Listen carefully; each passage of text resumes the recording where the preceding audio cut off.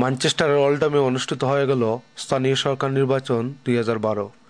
ওল্ডহামের বাঙালি অধ্যুষিত কোল্ডাস্ট ওয়ার্ডে বরাবরের মতো এবারও নির্বাচনকে ঘিরেছিল নানান জল্পনা কল্পনা আর গুঞ্জন। কে পড়বেন বিজয়ের মালা?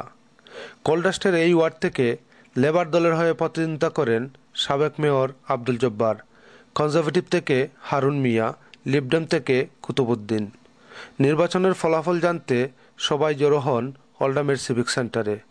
সাবেক মেয়র আব্দুল জব্বারের বিজয়ের মধ্য দিয়ে কোল্ডাস্টে এবারও লেবার পার্টি তাদের বিজয়ের দ্বারা অব্যাহত রাখে।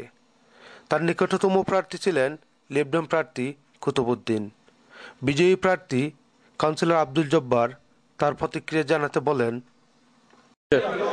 তো আমি সর্বপ্রথম কোল্ডাস্টবাসীকে ধন্যবাদ জানাই যে আপনারা আবারও আমাকে আপনাদের মূল্যবান ভোট দিয়ে জয়যুক্ত করলেন।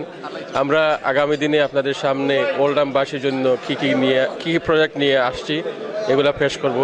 আপনারা সবাইকে আবারও ধন্যবাদ জানাই। অন্যদিকে ওল্ডহামের চাডারটন নর্থে লেবার পার্টি প্রার্থী ফজলুল হক বিজয়ী হন। তার নিকটতম প্রার্থী হলেন কনজারভেটিভ পার্টির পল Martin.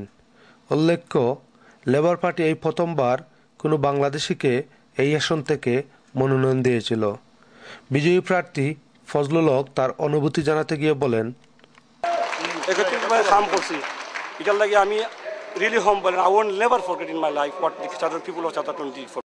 Moudud Ahmed, channel I news, Oldham, Greater Manchester.